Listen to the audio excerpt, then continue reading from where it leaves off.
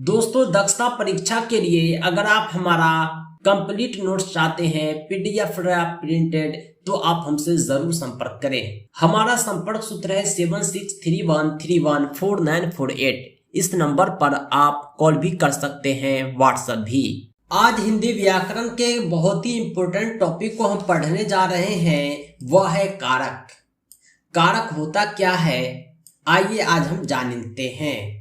वाक्य में जिस शब्द का संबंध क्रिया से होता है उसे कारक कहते हैं। यानी कारक जो होता है एक ऐसा शब्द होता है जो क्रिया से संबंध स्थापित करता है काम करने वाले से। इन्हें विभक्ति या परसर्ग बाद में जुड़ने वाले भी कहा जाता है, क्योंकि ये जो होते हैं एक छोटे से शब्द होते हैं जो अक्सर बाद में जुड़ते हैं, जो विभक्ति कहलाते हैं।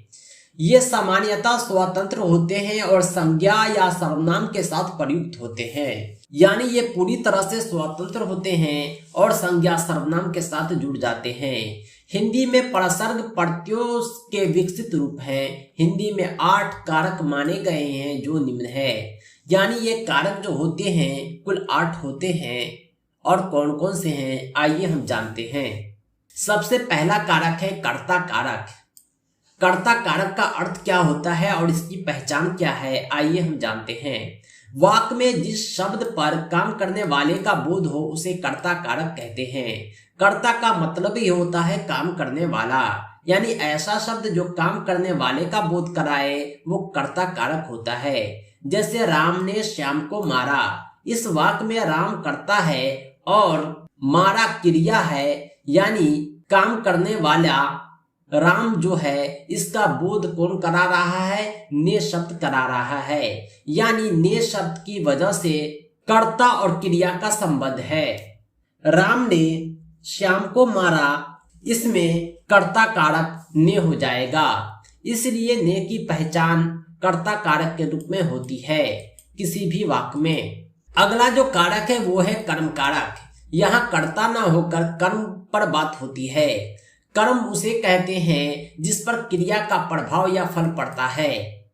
जैसे राम ने श्याम को मारा, यहाँ पर कर्ता राम है और मारने वाले का फल किस पर पड़ रहा है, श्याम पर पड़ रहा है, इसलिए श्याम जो होगा वो कर्म होगा। यहाँ श्याम के साथ कारक चिन्ह को का प्रयोग हुआ है, श्याम को मारा, इसलिए को जो होगा कर्म कारक हो जाएगा। सही विभक्ति इसका हो गया को। अब हम जानते हैं करण कारक के बारे में। करण का अर्थ होता है साधन संज्ञा का वो रूप जिससे किसी क्रिया के साधन का बोध हो, उसे करण कारक कहते हैं। जैसे शिकारी ने शेर को बंदूक से मारा, कहने का मतलब यह हुआ कि कर्ता और कर्म के साथ एक साधन संज्ञा भी आ गया। इसी साधन संज्ञा के आधार पर कर्ता ने कर्म के साथ काम को अंजाम दिया है। यह साधन संज्ञा जो होता है वो करण कारक होता है। इस करण कारक वाले वाक्य में जो साधन संज्ञा होगा वो करण कारक होगा और इसका जो विभक्ति चिन्ह है वह से, के, द्वारा, के कारण, के साथ, के बिना आदि सभी हो सकते हैं, क्योंकि कर्ता और कर्म के साथ इस साधन संज्ञा के उपयोग के लिए किसी भी विभक्ति चिन्ह का प्रयोग किया जा सकता है। अगला जो कारक है, चौथा कारक, वो है संप्रदान कारक। संप्रदान उसे कहते हैं जिसके लिए कुछ किया जाए या जिसको कुछ दिया जाए। इसका बोध कराने वाले शब्द को संप्रदान कारक कहा जाता है। जैसे उसने विद्यार्थी को पुस्तक दी, वाक्य में विद्यार्थी संप्रदान है और इसका चिन्ह को है। संप्रदान का अर्थ ही होता है जिसके लिए कुछ किया जाए या जिसको कुछ दिया जाए, और इस बीच में जिस विभक्ति का प्रयोग हो रहा है उसे संप्रदान कारक कहते हैं। अगला जो कारक का प्रकार है वो है अपादान। अपादान का मतलब होता है अलग होना। वाक्य में जिस स्थान या वस्तु से किसी व्यक्ति या वस्तु की पृथकता अथवा तुलना का बोध होता है वहां अपादान कारक होता है।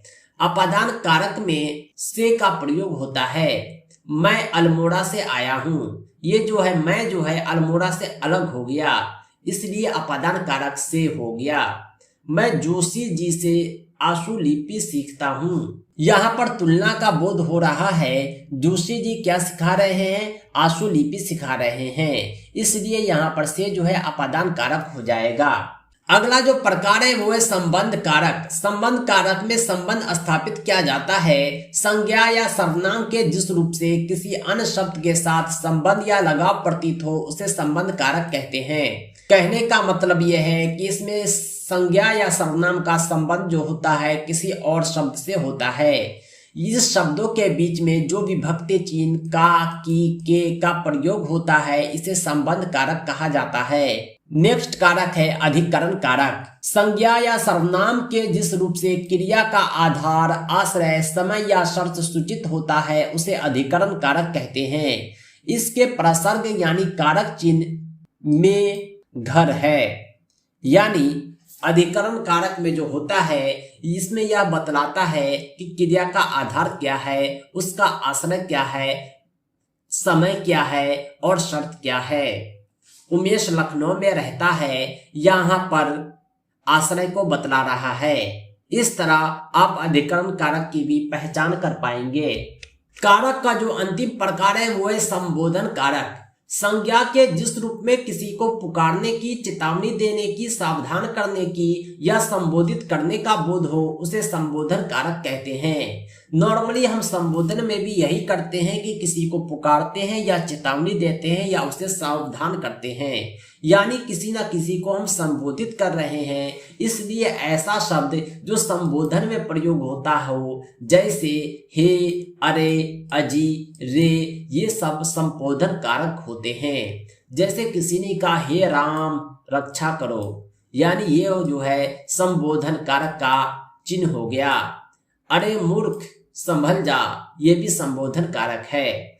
संबोधन कारक की पहचान यह है कि हम इस सिंबल का विस्मयादि बोधक अवयव का प्रयोग करते हैं। इस सिंबल का जहां प्रयोग हो वो संबोधन कारक होता है। दोस्तों अभी हमने कारक के 8 प्रकार को जाने हैं। ये हमारे हिंदी व्याकरण के नोट से लिए गए थे। अगर आप हिंदी व्याकरण का कंप्लीट नोट्स चाहते हैं तो आप हमसे जरूर संपर्क करें। हमारा संपर्क सूत्र है 7631314948। इस नंबर पर आप कॉल भी कर सकते हैं, व्हाट्सएप भी। Thanks for watching.